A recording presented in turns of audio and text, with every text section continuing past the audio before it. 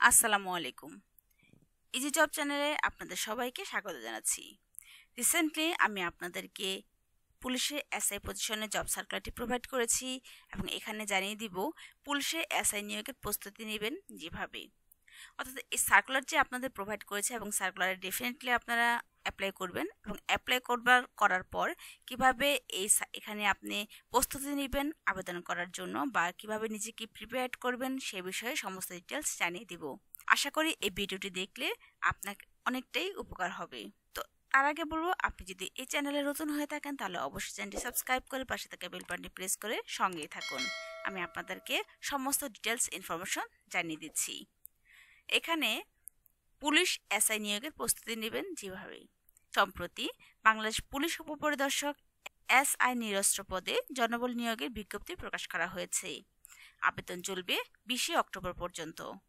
এ পদে নারী ও পুরুষ উভয় প্রার্থী আবেদনের সুযোগ পাবেন। তবে যোগ্য প্রার্থী বাছাই প্রক্রিয়ার কয়েকটি ধাপে পরীক্ষা নেওয়া হবে। বিভিন্ন ধাপে বাছাই প্রক্রিয়া শেষে মনোনীত প্রার্থীদের cadet sub inspector of police নিরস্ত্র হিসেবে বাংলাদেশ পুলিশ একাডেমিতে 1 বছর মেয়াদী মৌলিক প্রশিক্ষণে অংশ নিতে হবে। মৌলিক প্রশিক্ষণ শেষে তাদের শিক্ষানবিশ cadet sub inspector of police নিরস্ত্র হিসেবে নিয়োগ দেওয়া হবে। অন্যান্য সরকারি চাকরির মতোই শিক্ষানবিশ সময় শেষে চাকরিতে স্থায়ীকরণ করা হবে। তাহলে আমরা এখন চলুন জেনে নেই বাছাই প্রক্রিয়া কিভাবে হবে। এখানে প্রিলিমিনারি স্ক্রিনিং এর মধ্যে যা থাকছে, আবেদনকারী প্রার্থীদের মধ্যে এসএসসি, এইচএসসি ডিগ্রি, স্নাতক সমমান পরীক্ষার ফলাফল এবং উচ্চতার উপর ভিত্তি করে নির্ধারিত নিয়োগ বিধি অনুযায়ী প্রিলিমিনারি স্ক্রিনিং এর মাধ্যমে নির্দিষ্ট সংখ্যক যোগ্য প্রার্থী শারীরিক মাপ, কাগজপত্র যাচাইকরণ সহ শারীরিক সক্ষমতা যাচাই প্রক্রিয়ার জন্য নির্বাচন করা হবে। তাছাড়া শারীরিক মাপ ও সহনশীলতার মধ্যে পরীক্ষার মধ্যে যা থাকছে, এখানে প্রিলিমিনারি স্ক্রিনিং এ বাছাই করা প্রার্থীদের বিজ্ঞপ্তিতে উল্লেখিত তারিখ, সময় ও স্থানে শারীরিক মাপ, কাগজপত্র যাচাইকরণ সহ শারীরিক সহনশীলতা পরীক্ষায় অংশগ্রহণ করতে হবে। এই ধাপে প্রার্থীকে 7টি ইভেন্টে অংশগ্রহণ করতে হবে। ইভেন্টগুলো হলো দৌড়, long jump, high jump, push up, sit up, dragging ও রোপ ক্লাইম্বিং। এখানে লিখিত ও মনস্তত্ত্ব পরীক্ষা থাকছে আপনাদের জন্য। সেখানে মানবন্ধন হচ্ছে ইংরেজি এবং বাংলা রচনা ও কম্পোজিশনে 100 মার্কসের পরীক্ষা 3 ঘন্টায় দিতে হবে। সাধারণ জ্ঞান ও গণিতের উপর 100 মার্কসের পরীক্ষার জন্য 3 ঘন্টা বরাদ্দ থাকে। তারপর 50 মার্কসের মনস্তত্ত্ব পরীক্ষা 1 ঘন্টায় দিতে হবে। পুলিশের সাব ইন্সপেক্টরের নিয়োগ পরীক্ষার কমন কয়েকটি টপিক থেকেই বেশি প্রশ্ন এসে থাকে। এটা আরও ভালো বোঝা যাবে। বিগত সালের প্রশ্ন নিয়মিত অনুশীলন করলে বিগত সালের প্রশ্নের সমাধান আছে, এমন একটা ভালো বই থেকে এই অনুশীলন করলে ভালো একটা প্রস্তুতি হয়ে যাবে। এখানে ইংরেজি, বাংলা ও রচনা ও কম্পোজিশন এর মধ্যে যা থাকছে, ইংরেজি বিষয়ের জন্য মূলত রচনা, শূন্যস্থান পূরণ, বাক্য তৈরি, চিঠি লেখা এবং বাংলা থেকে ইংরেজি অনুবাদ বেশি আসে।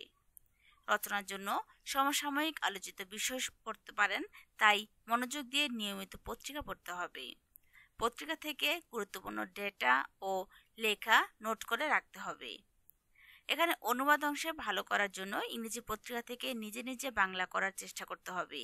একই শব্দ বারবার ব্যবহার না করে নতুন নতুন শব্দ ব্যবহার করলে লেখার মান ভালো হয়, তবে শব্দ চয়ন যেন সুন্দর ও সাবলীল হয়।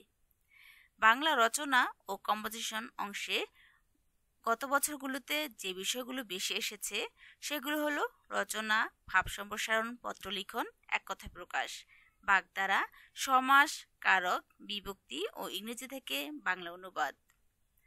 বাংলা রচনার জন্য 2024 সালে ছাত্র আন্দোলন, রোহিঙ্গা ইস্যু, পর্যটক, সুশাসন, সংবিধান, বিশ্বায়ন, তথ্যপ্রযুক্তি, জলবায়ু পরিবর্তন, মুক্তবাজার অর্থনীতি এই বিষয়ের উপর ভালো মতো প্রস্তুতি নিলে ফল ভালো পাওয়া যেতে পারে। এই অংশ ভালো করার জন্য সাম্প্রতিক ঘটনার দিকে লক্ষ্য রাখতে হবে। ভাব সম্প্রসারণের জন্য নবম দশম শ্রেণীর রচনা অংশের বোর্ড বইটি দেখতে হবে। এখানে সাধারণ জ্ঞান ও গণিতের মধ্যে থাকছে, সাধারণ জ্ঞানের জন্য বাংলাদেশ ও বিশ্বের চলতি বিষয়গুলোর উপর সংক্ষিপ্ত কিংবা বড় প্রশ্ন আসতে পারে। তবে ইংরেজি শব্দের পূর্ণরূপ, সাধারণ বিজ্ঞান, কম্পিউটার, বিখ্যাত ব্যক্তিত্ব, স্থান, রাজধানী, মুদ্রা, জাতিসংঘের বিভিন্ন সংস্থা, আঞ্চলিক ও বিশ্ব রাজনীতি, বিশ্ব অর্থনীতি, বিশ্ব ব্যাংক সহ বিভিন্ন অর্থনৈতিক ও বাণিজ্যিক সংস্থা, এমডিজি, এসডিজি, বিভিন্ন গুরুত্বপূর্ণ চুক্তি গোয়েন্দা সংস্থা সহ পুলিশ সম্পর্কিত প্রশ্নও এসে থাকে। এছাড়া ভৌগোলিক বিষয়াবলী, সাহিত্য, সাংস্কৃতিক ও প্রযুক্তি বিষয়ক বিষয়গুলোর উপর প্রস্তুতি নেওয়া যেতে পারে। মনস্তন্ত্রের মধ্যে থাকছে জন্য আপনাকে সমার্থক, বিপরীত শব্দ ও শব্দলেখা ভালোভাবে অনুশীলন করতে হবে। ছোট ছোট গাণিতিক সমস্যা, শব্দের সাদৃশ্য, বৈসাদৃশ্য, বিখ্যাত লেখক এসব বিষয়ের উপর প্রস্তুতি নিতে হবে। সময় ভাগ করে পড়তে হবে। এখন থেকেই নিয়মিত জাতীয় দৈনিকগুলো পড়লে অবশ্যই ভালো ফল আসবে। কম্পিউটার দক্ষতা পরীক্ষা। লিখিত ও মনস্তত্ত্ব পরীক্ষায় উত্তীর্ণ প্রার্থীদের নির্ধারিত স্থান, তারিখ ও সময়সূচি অনুযায়ী কম্পিউটার দক্ষতা পরীক্ষায় অংশগ্রহণ করতে হবে। এই পরীক্ষায় মাইক্রোসফট অফিস, ওয়েব ব্রাউজিং এবং ট্রাবল শুটিং এ বিষয়ে পরীক্ষা দিতে হবে। বুদ্ধিমত্তা ও মৌখিক পরীক্ষার মধ্যে যা থাকছে, এ ধাপে প্রার্থীদের 50 নম্বরের বুদ্ধিমত্তা ও মৌখিক পরীক্ষায় অংশগ্রহণ করতে হবে। লিখিত, মনস্তত্ত্ব সহ বুদ্ধিমত্তা ও মৌখিক পরীক্ষায় প্রাপ্ত নম্বরের ভিত্তিতে নিয়োগ বিধি মোতাবেক উত্তীর্ণ প্রার্থীদের ফলাফল প্রকাশ করা হবে। স্বাস্থ্য পরীক্ষা। লিখিত, মনস্তত্ত্ব, বুদ্ধিমত্তা ও মৌখিক পরীক্ষায় উত্তীর্ণ প্রার্থীদের কেন্দ্রীয় পুলিশ হাসপাতাল, ঢাকায় নির্ধারিত তারিখ ও সময়ের স্বাস্থ্য পরীক্ষায় অংশগ্রহণ করতে হবে। মৌলিক প্রশিক্ষণের জন্য চূড়ান্তভাবে মনোনয়ন। মৌলিক প্রশিক্ষণের জন্য মনোনয়ন সিলেকশন বোর্ড কর্তৃক সুপারিশ করা প্রার্থীদের স্বাস্থ্য পরীক্ষায় যোগ্য ঘোষণা ও পুলিশ ভেরিফিকেশন সম্পন্নের পর সন্তোষজনক বিবেচনায় মৌলিক প্রশিক্ষণের জন্য চূড়ান্তভাবে মনোনীত করা হবে। Cadet sub inspector of police নিরস্ত্র হিসেবে নির্বাচিত প্রার্থীদের বাংলাদেশ পুলিশ একাডেমি, সারদা, রাজশাহীতে 1 বছর মেয়াদী মৌলিক প্রশিক্ষণে অংশগ্রহণ করতে হবে। আপনি যদি এই সমস্ত ডিটেলসগুলো একটু দেখে, মেনে, বুঝে কয়দিনে অনুশীলন করে তারপর আপনাকে যদি কল করে এখানে যদি আপনি যান, আশা করি আশানুরূপ ফল পাওয়া যাবে। তো পুলিশে এসআই নিয়োগের প্রস্তুতি নেওয়া সম্পন্ন হয়ে গেলে আপনি নিজের প্রতি কনফিডেন্স থাকবে। কনফিডেন্স লেভেল থাকলে আপনি ডেফিনেটলি তাদের সাথে ভালো কোঅপারেশন করতে পারবেন এবং নিজেকে এস্টাবলিশ বলে গণ্য করতে পারবেন। তো রিসেন্টলি আমি পুলিশে এসআই নিয়োগের সার্কুলারটি প্রোভাইড করেছি। আপনারা চাইলে প্রিভিয়াস ভিডিওটি দেখে নিতে পারেন অথবা আপনাদের জন্য এই ভিডিও ডিসক্রিপশন বক্সে দিয়ে দিব লিঙ্কটি, সেখান থেকেও দেখে নিতে পারেন। তো এইভাবে আশা করি অ্যাপ্লাই করলে বা এভাবে প্রস্তুতি নিলে আপনি ভালো ফল পাবেন। তো আজ এই পর্যন্তই। আমি আবারও আসবো আপনাদের জন্য নতুন কোনো সার্কুলার নিয়ে। সেই পর্যন্ত ভালো থাকবেন। আজ এ পর্যন্তই। আল্লাহ হাফেজ।